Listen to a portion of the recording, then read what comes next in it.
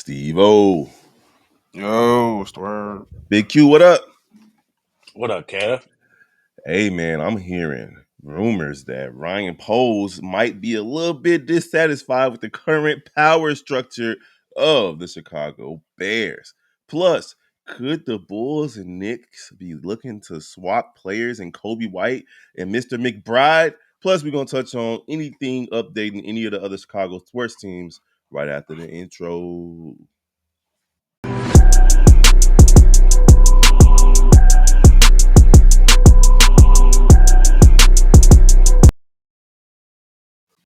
All right, all right. Welcome to another episode of Shot Town Sports Central. Good morning, Chicago sports fans. It's your boy Big Kev. We got Q and Steve-O Speak in the building. Y'all already know. Follow us wherever you like to receive your social media information. All right, let's get right into it, y'all. I'm going to read an excerpt from this article. According to yesterday's episode of Waddle and Sylvie and Mark Silverman had this to say about Ryan Poles and his possible displeasure with the um the power structure of the Chicago Bears. He said one of the main reasons that Ryan Poles took the Bears job was because he liked the direct reporting nature to the team owner. It was very appetizing to him as a general manager to report directly to ownership. There was no buffer. If he had an issue, he could go right to George, right to ownership. And when Warren was hired, he was frustrated with that from the start, that he never loved it. It was not a personal thing with Kevin, but it was something that he didn't like, that he went from reporting to the owner to now having to report to a team president who reports to the owner. There was a go between, and he was very vocal about that to people he trusted inside the building, that maybe he never would have taken the job to begin with. This is a theory, this isn't a known thing, but I wouldn't be shocked if by the end of the year there was a mutual parting of ways.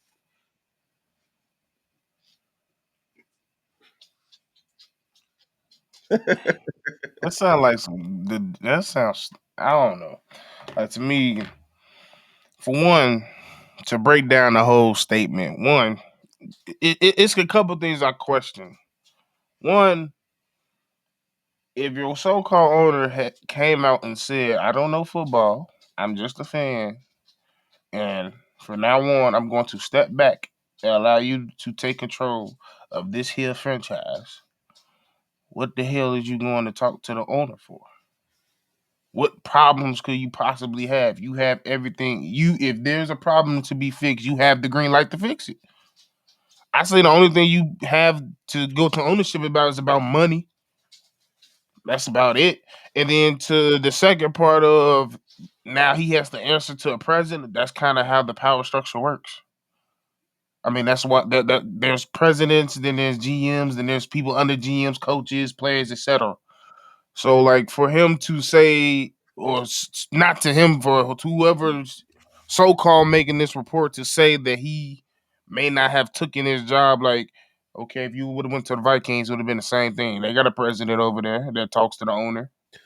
Yeah, but I think that they had a president already. Kevin Warren was hired after I Ryan mean, that's a Poles. fact. That's a fact. They did do it the wrong way. But regardless of that being said, the power structure is still the power structure. Yeah, did The Yep. he president think they is had? always going. You always going to have to talk to the president. And the president is always going to be in constant communication with the owner. Go ahead, Right? Did Q. he Go ahead, think they Q. were gonna? I mean, I don't know if he thought they were gonna just not hire a president and he was gonna just get free reign because they didn't have one yet. Like, it was obvious it was gonna happen at some point. You were going to have someone above you. Like, that's just how the thing works. Like, if you want to make the argument that you thought you would get a little bit more freedom in talking to them, cool. But to sit here and act like this is a weird thing that the owner tells the president something, the president tells you something, that's literally how every team works. It will always be how it works. It's how every job works. So the goal here is either he thought he was going to get more freedom and he just doesn't know how to ask for it because they're not going to fire him right now, or he wants to literally just control everything, which is not a He wants to legitimate be thought process. he wants to be Jerry Jones. Yeah, Now like to touch on the mutual parting of ways aspect of it, I don't know. All of this feels like conjecture.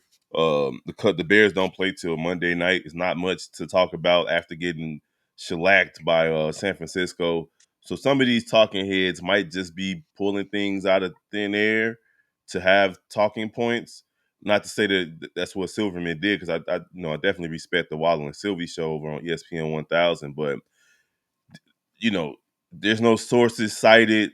It just sounds like, something that's being said. It could be, maybe this is something that might be happening, but I feel as though Ryan Poles, I don't think he really cares about the Kevin Warren aspect of things and having to talk to him before getting able to talk to George McCaskey. I just don't think he cares. Um, the reality is he has a job to do. So as far as the mutual parting of ways is concerned, I doubt that he wants to leave the Chicago Bears with his tail tucked. I think he wants to leave a champion or a person who came and turned this franchise around, not made it worse. He's a dude with pride, a man with pride. I don't see Ryan Poles trying to leave this team after this season, after having, a terrible experience the entire time, pretty much, after having done nothing to improve this franchise, with the exception of, adding some good players, but they haven't improved in terms of wins and going to the playoffs and so on and so forth. So no, I just don't buy it. Frankly, I just don't buy it that he's sitting around nitpicking about the politics of the situation. Now, if they were telling me that he had a problem with ownership, this is a whole different story to me. Then, Right. not a problem with Kevin Warren, but if he's like, I don't like what the McCaskills are doing and so on and so forth, then it's like, okay, there might be a little bit of fire there. But in terms of having to report to Kevin Warren, from what I've seen, they have a pretty good relationship. Yeah, that's my thing. Like this is a stretch. This is what when Kobe that's a yoga beach stretch. Like I don't know where they this something out of thin air. I think it is to be said. Like a lot of people when they had the press conference, it did seem like not polls that our president is taking more affirmative action and he's speaking more on behalf of the Bears more than our GM was, and he's just sitting there looking like the child that just got in trouble from stealing radios or some shit. Like that's what it looked like. Like and Stealing he just looked like radios. the like that's what it looked like. He just looked sad, like he couldn't say what he really wanted to say. Like he looked defeated, and our president came in, talked majority of that portion of the press conference, and said what he had to say and left. I'm the emperor. I'm the king. I'm Michael Jackson. You Tito. You Tito.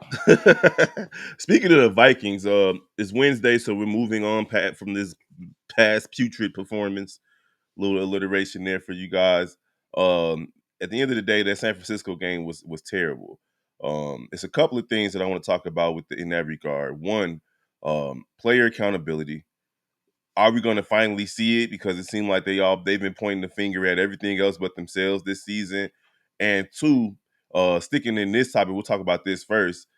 The Minnesota Vikings were in the same position as the Chicago Bears when they hired Ryan Poles. They needed a GM, they needed a coach, they needed a new quarterback.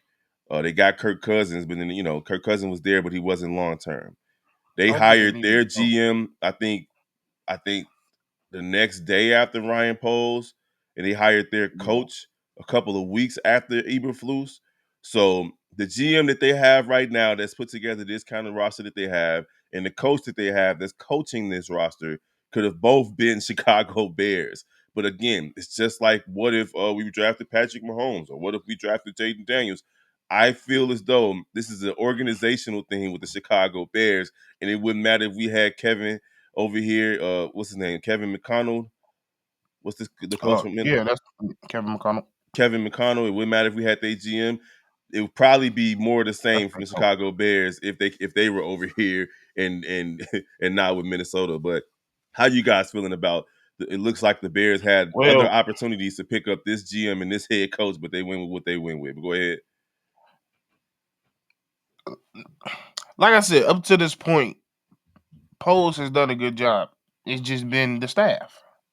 So you And think if he Kevin would have, McConnell would a better coach than hell yeah. Eberflus? Kevin McCollum is a superior, better coach than uh, Flusy Goosey, Shane Waldron, and Matt Eberflus all combined. Mm-hmm. He's that good. And it's We've just just seen him. He been playing. He didn't play with damn near 3 quarterbacks, and they've all gave the same result. mm-hmm.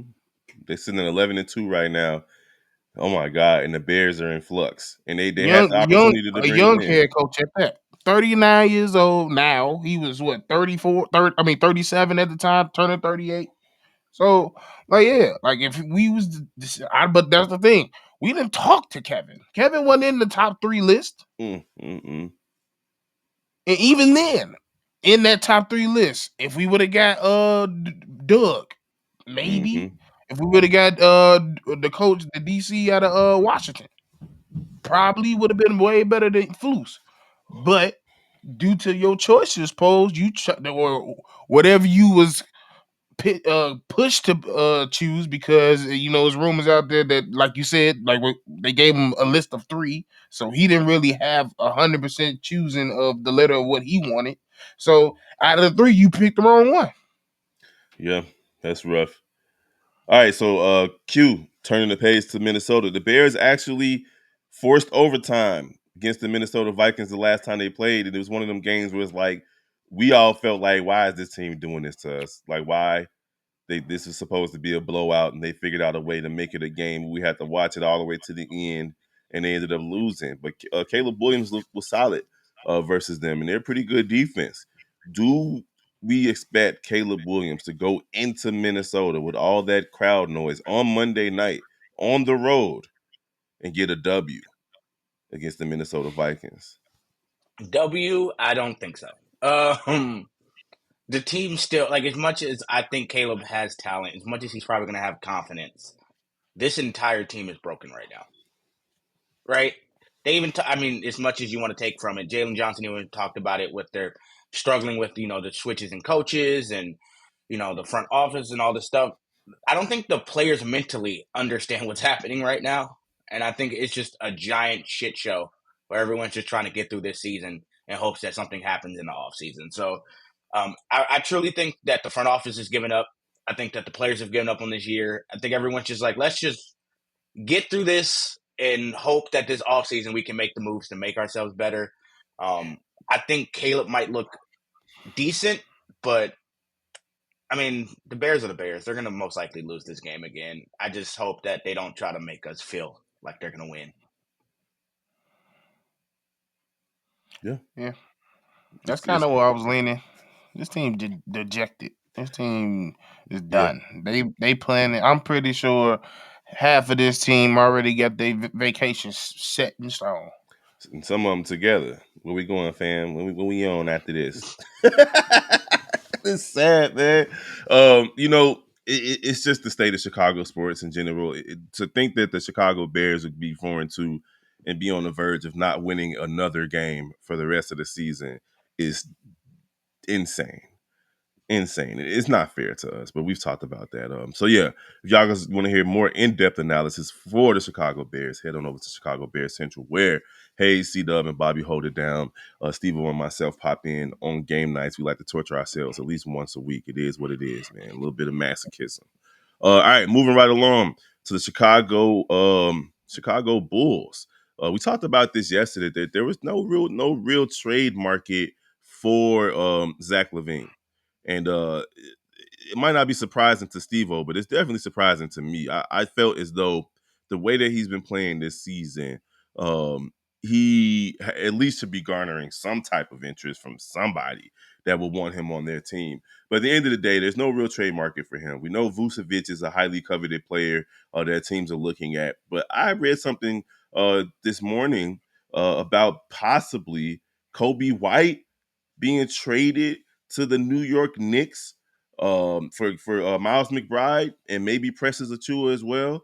And if the Bulls include a draft pick, these situations could be mutually interesting for both sides, mutually beneficial for both sides. Coby White's averaging 18 points, 5 assists, and about 4 rebounds, shooting almost 40% from 3 this year. And frankly, the Knicks could use that type of scoring punch off the bench or maybe as a spot starter next to Jalen Brunson, depending on what health looks like for those guys.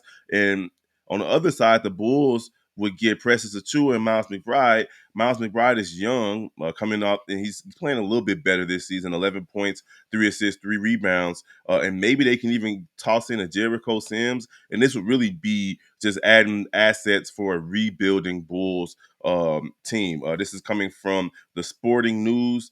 Caleb Hightower is suggesting this. What do you guys think about the Chicago Bulls possibly making a move with Tom Thibodeau and the New York Knicks and bringing a player like Miles McBride and a couple of other pieces over to kind of jumpstart this rebuild? I am okay with it, actually. I was on a podcast the other day. I was talking about I'm finally at a position where I'm kind of okay with Coby going somewhere.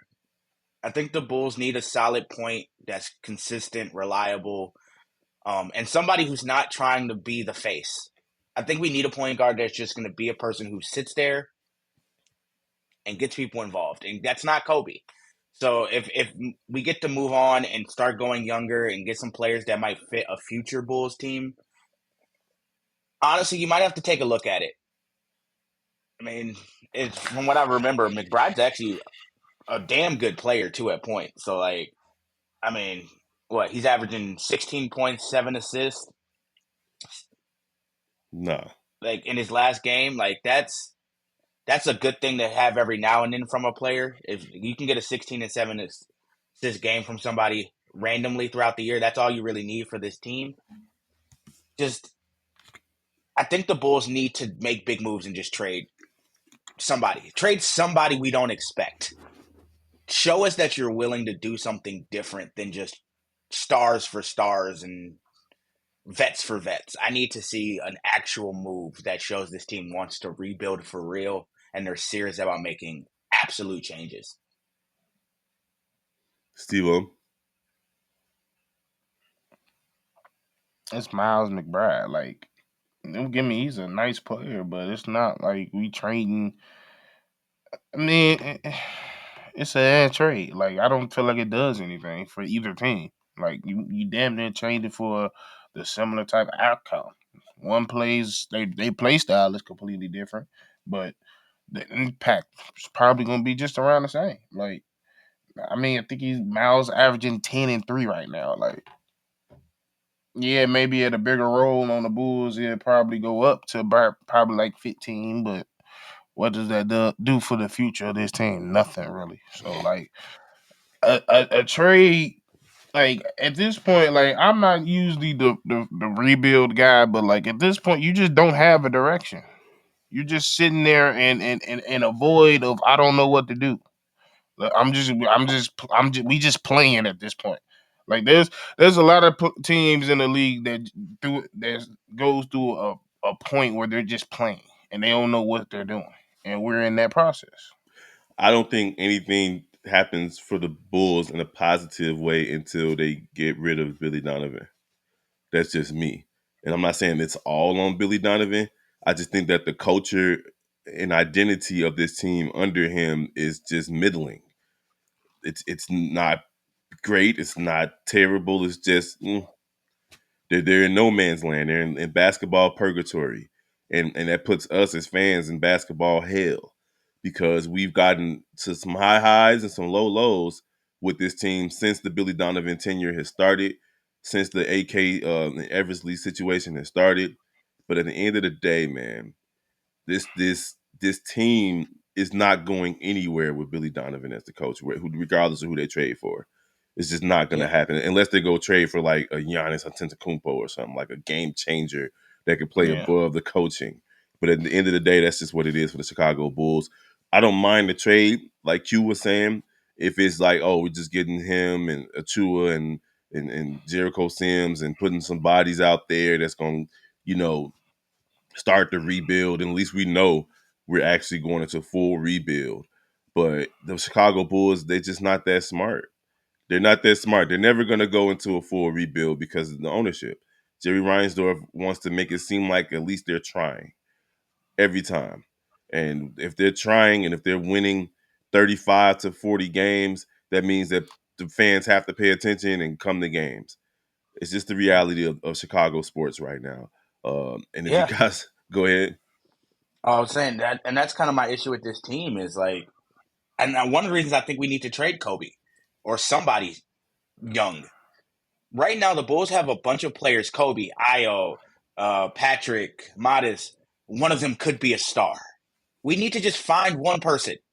Stop trying to have six people on a team that could be a star that all end up being twos and threes, and then you're stuck again. Like, we need to center around a player and build around them. That's how you make a championship team. You find a star and you make the team work around that person. Like, right now, we don't know who's going to be good, who's going to be the star, who's the number one, who should get more minutes, who should get the ball in clutch. It's just random. Every game we change who's who, and that's not helping. And I think Billy Donovan might be a part of that with his rotations as well. But I think the Bulls are destined to fail until we finally find that one player where we Yeah. all know that's your guy. Because it's like they did try, because when they first did this whole thing, they was building around Zach, and you was Mm-hmm. building around in the right way. You brung Lonzo in, you brung in Boots, complementary guys that fit around them. Then you had the role players like the players that you had on the bench that came and stepped the up. The the dude that's a problem new was on the problem was DeMar. When you yeah, didn't really yeah, allow when Zach to be the true number one, and you brought DeMar DeRozan in to be the de facto 1A 1B type situation, it totally derailed the progression of Zach LaVine. It took away his. He's like, oh, I'm a super max type player. I could go out there and carry a franchise to. Oh, they don't think I can do this, hmm and it's Yep. led to this right here, now right he just now. now he just happy to be here. Mm-hmm. Yep. Because originally it was Zach's number one. Oh, Kobe looks like he could be maybe a number two. He's scoring. To Zach's DeMar, 1A, 1B with DeMar. Kobe's four now. So Mm-hmm. like Kobe lost all his confidence. Then it was like, oh, we're leaving DeMar. Kobe's our main person. Zach's gonna get like we don't have a number one. It's always like this random fight between people. Now, ever since they did that first move for DeMar and Vooch and everybody, ever since then it's been like, well, one of you guys will step up and be number one. We'll no, figure it's it out. ever since Lonzo got hurt. Yeah, that was it. Once Lonzo, Yeah. Lonzo got when hurt. Lonzo got hurt, it was like DeMar is there. Yep.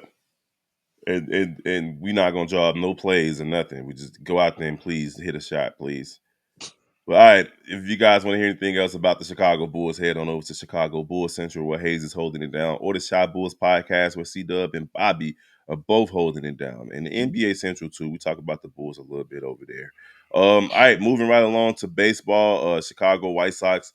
No news yet on them. They just still trying to figure out what to do in terms of trading Gary Crochet. The good thing is the Yankees just signed Max Fried to a big old contract, $218 million over 8 years, which kind of sets the market for him and what he's going to be expected in terms of getting an extension wherever he goes. Right now, he's under contract with the White Sox for $2.9 million a year over the next 2 seasons. So teams definitely want to have him at that discount, but they're going to have to pony up some coin if they do want to trade for him.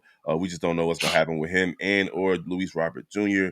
Over on the north side, fans and pundits alike are kind of getting exasperated with the Cubs because they're treating this team like a small market team. They don't want to spend money.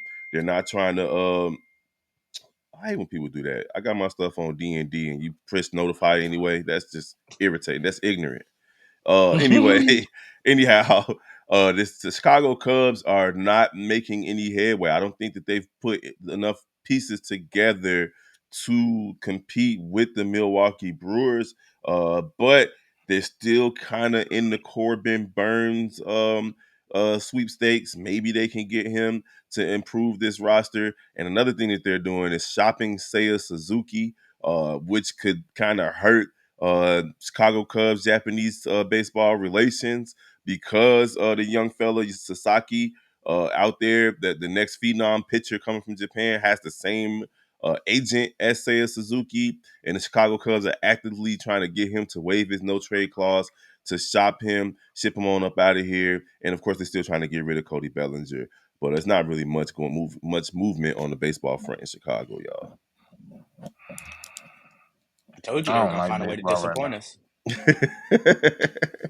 If you guys want to hear anything else about the Chicago Cubs or the Chicago White Sox, head on over to Chicago White Sox Central or Chicago Cubs Central, where me and my boy Big Mike are holding it down for both teams. Oh, and then Chicago Sky. Steve-O, any news on the Chicago Sky? Nope. The Angels just got to Miami, so the rival about to start shortly. I know that Caitlin Clark made some statement recently about earning her spot, but she can't ignore the fact that because she's white, there's privilege involved in all the attention that she's getting, and of course that made white people mad. And it's this new nuance toward acknowledging white privilege.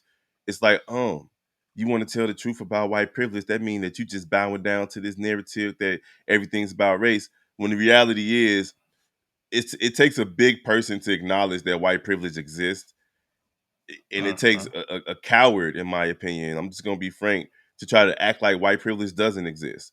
To try to act like, oh, because you're acknowledging it, it means that you want black people to like you and stuff like that. Like, no, that's not the case. It exists. Eminem can acknowledge it. There's a reason why he's the top selling artist of all time in terms of hip hop. He's talented, but there are a lot of people who sounded like him, rap just like him, who's black, and they could never talk about raping their moms. Sorry, YouTube. They could never talk about committing sexual assault on their mothers and sell records. It just wouldn't happen. Mhm. It just wouldn't happen. So there's truth to it. There's merit to it, and I applaud her for stepping up to the mantle and saying something about it. Because even if it's gonna cost her fans, even if people are like, I'm not gonna watch another Caitlin Clark, so what? So what? I mean, I as well applaud her for stepping up. Honestly, if I'm being truthful, I wish she would have did it during the season when people were getting, followed to their hotel room and shit like that.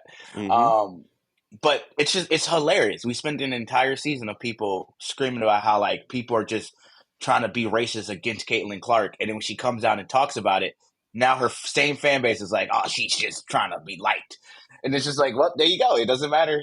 Either way, you're gonna stay in your own world, your own side of the coin, and no one's ever gonna really switch their opinions on it. But it is nice to see her actually take her platform and say something about it. That was my biggest thing about Caitlin. I love her game. I think she's going to be an amazing player.